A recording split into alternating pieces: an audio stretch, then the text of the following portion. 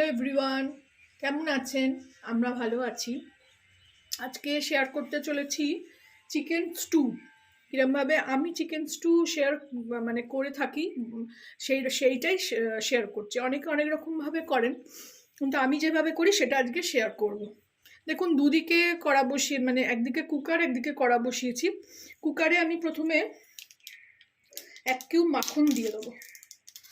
এই 1 কিউবের মাখনগুলো হয় না, 5 টাকা না 7 টাকা করে এখন দাম নেয়। এইগুলো আমি এই একটা কিউব দিয়ে দেবো কুকারে।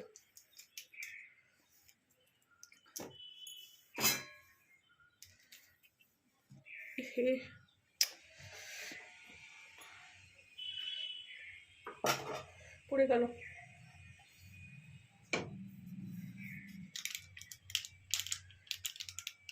খুন্তিটা গরম ছিল, খুন্তি দিয়ে নিতে গিয়ে পড়ে গেল।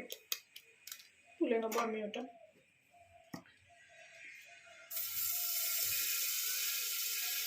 আমি এতে তেল কিছুই ইউজ করব না, শুধু এই মাখন দিয়েই স্টুটা করব।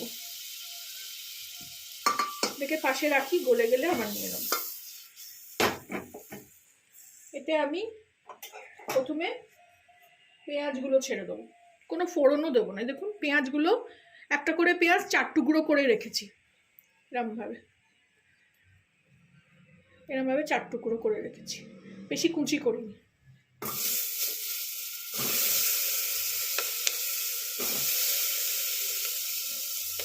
পেঁয়াজটা দিয়ে দিলাম। পেঁয়াজটা নাড়িয়ে নিয়ে আলুগুলো দিয়ে দেবো।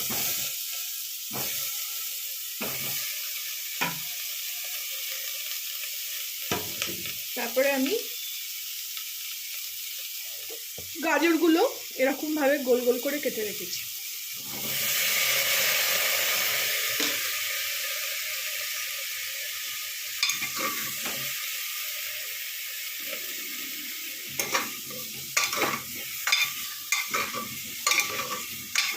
খুবই সোজা পদ্ধতিতে আমি করি। আমি এতে ফোড়ন আদা রসুন কিচ্ছু ওরমভাবে দিই না, কারণ ছোট থেকে যখন করেছি আমার ছেলে মেয়েরা ওই মুখে ফোড়ন করলে না খেতেই চাইতো না। আর একটু মাখন দিয়ে দিই।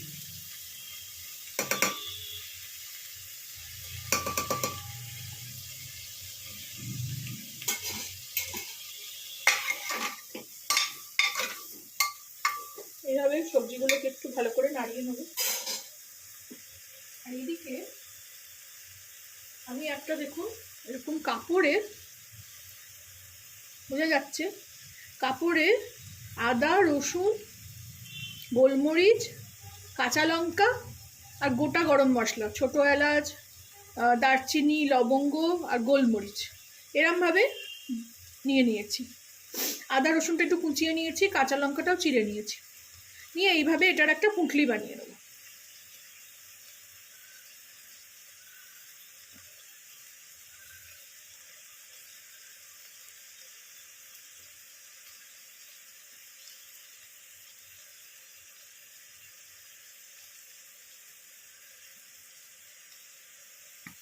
এরমভাবে বেঁধে একটা পুঁটলি বানিয়ে দিলাম।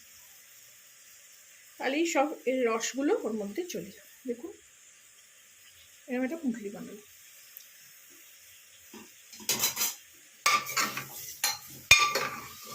এইভাবে এটাকে নাড়িয়ে এর মধ্যে এবার আমি পরিমাণ মতন জল দিয়ে দেবো।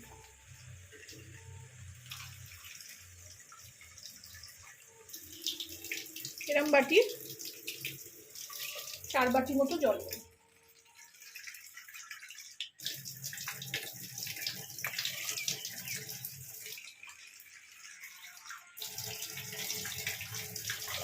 কারণ স্টুটা খেতে খুব ভাল লাগে, আর আলু পেঁয়াজ এরম সেদ্ধ হয়ে গেলে খুবই টেস্টি লাগে। এইভাবে দেখুন জলে সব ডুবে গেল। এর মধ্যে এবার আমি স্বাদ মতো নুন দিয়ে দেবো।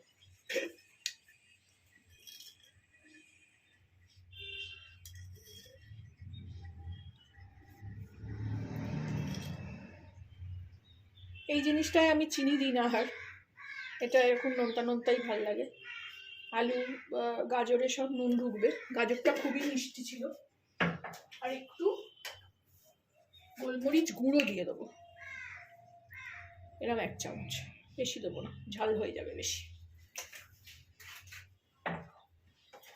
এবার এটাকে মিলিয়ে নেবো, মিলিয়ে নিয়ে এই পুঁটলিটার মধ্যে দিব,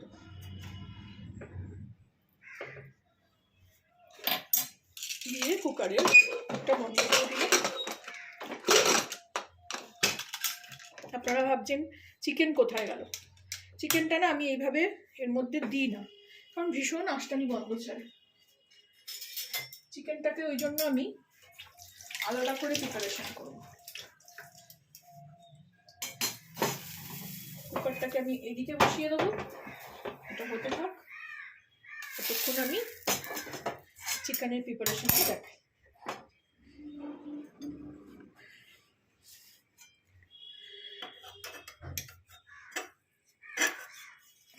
মাখন দিয়ে দিলাম,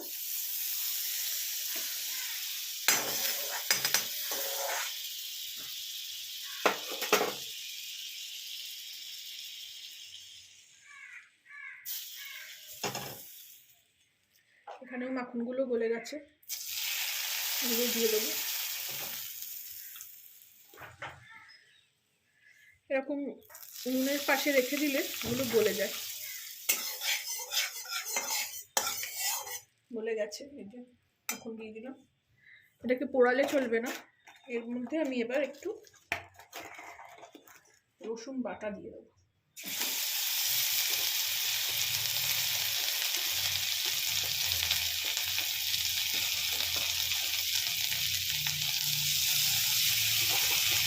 মাখন আর রসুনের কম্বিনেশন ভীষণ ভালো লাগে।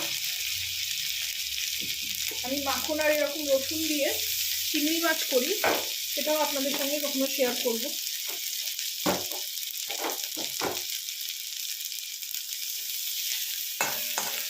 খুব ভালো গন্ধ থাকছে। এর মধ্যে এবারে আমি এরকম ম্যারিনেশন করেই রেখেছিলাম নুন আর গোলমরিচ দিয়ে, এটা ফ্রোজেন, এটা আমি হরিণঘাটা থেকে আনিয়েছি। এগুলো এবার ছেড়ে দেবো, এগুলো হতে বেশি টাইম লাগবে না।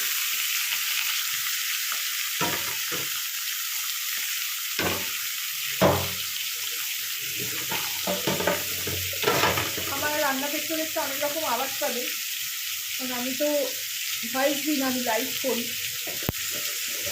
এই জন্য আমার অনেক আওয়াজ আসে। এর মধ্যে আমি একটু নুন,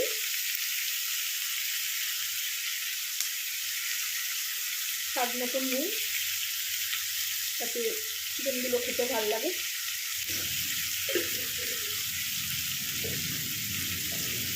একটু গোলমরিচ দিয়ে দেবো, দিয়ে এটাকে আমি এবারে কড়াতেই সেদ্ধ করবো।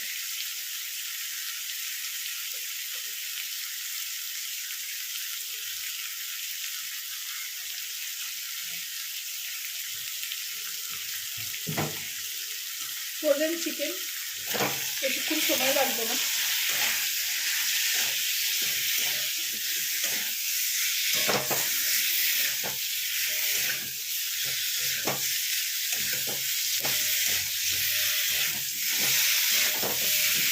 এরকম হাই হাইটে ভেজে নেবো।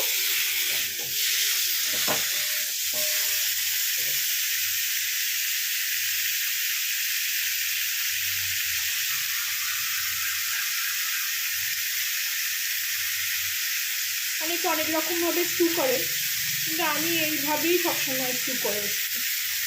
মুখে আমারও না আদা রসুন এরকম পড়লে ভাল লাগে না খেতে।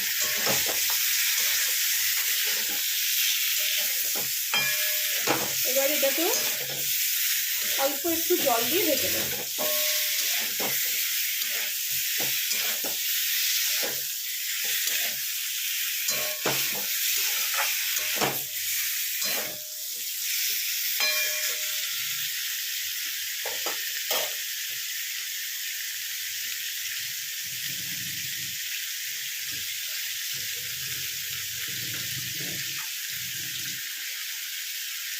অল্প জল দেবো।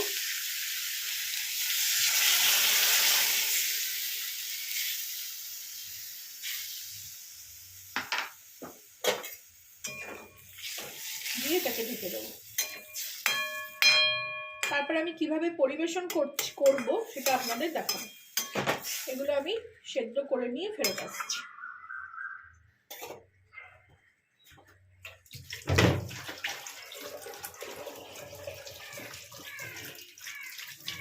চিকেন যেহেতু ফ্রোজেন সেহেতু সেদ্ধ হতে বেশি সময় লাগবে না, ঢাকা দিয়ে দিলাম। আর এদিকে সবজিগুলো কুকারে একটা সিটি পড়বে।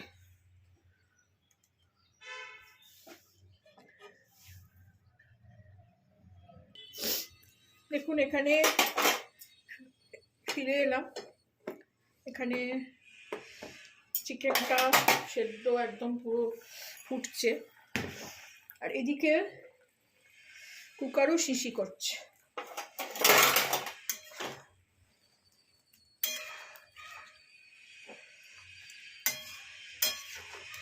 দেখুন অলরেডি হাড় থেকে মাংস হয়ে গেছে, ছেড়ে গেছে।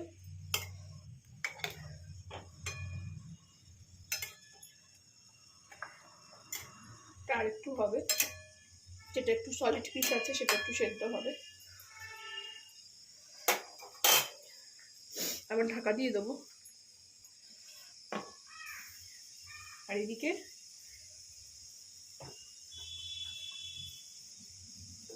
কুকারটাও সিটি মারছে।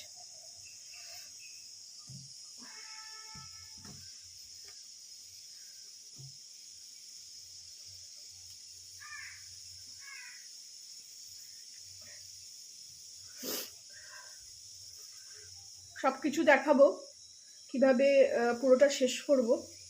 তার আগে এগুলো সেদ্ধ হয়ে যাক, তারপরে আমি ফিরে আসছি। ফিরে এলাম আবার।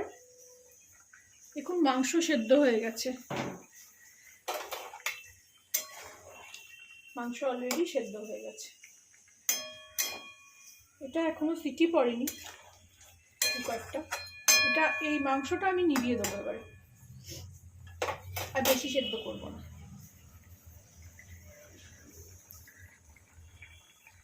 এটা এখন নিভিয়ে ঢাকা দিয়ে রাখবো।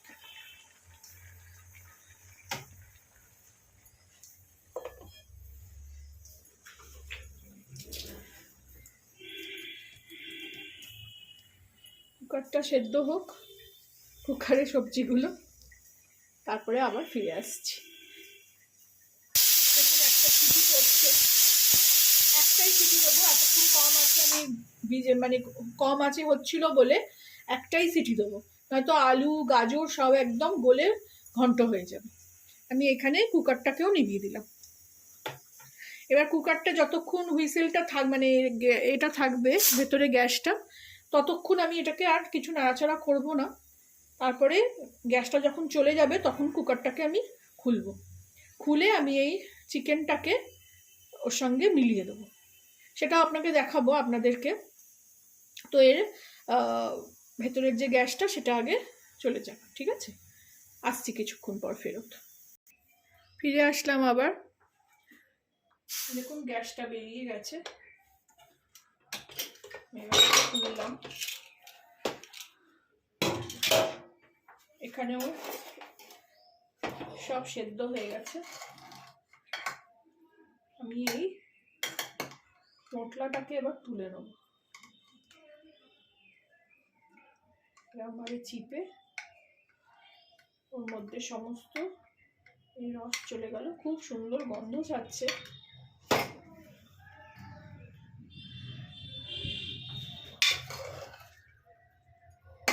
এইবার আমি চিকেনগুলো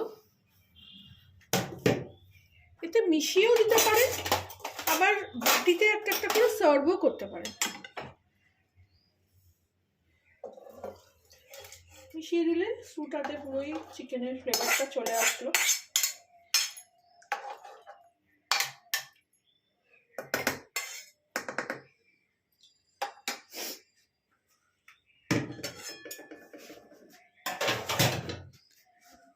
এইভাবে রেডি হয়ে গেল আমার চিকেন স্টু। খুবই সহজ রান্না, বসিয়ে দিয়ে আমি অনেক কিছুই করে নিয়েছি তার মধ্যে। আপনারাও এইভাবে করবেন। দেখা যাচ্ছে কিনা বুঝতে পারছি না। এই যে কি সুন্দর রংটা হয়েছে, স্টু একেবারে। শীতের দিনে তো খুবই ভালো লাগে, আর গরমের দিনেও একটু ঠান্ডা করে ভালোই লাগবে। আপনারাও এইভাবে বানিয়ে খাবেন, আমাকে জানাবেন কেমন লাগলো। ভালো লাগলে আমার চ্যানেলটাকে একটা লাইক, শেয়ার অ্যান্ড সাবস্ক্রাইব করে দেবেন। Thank you for watching.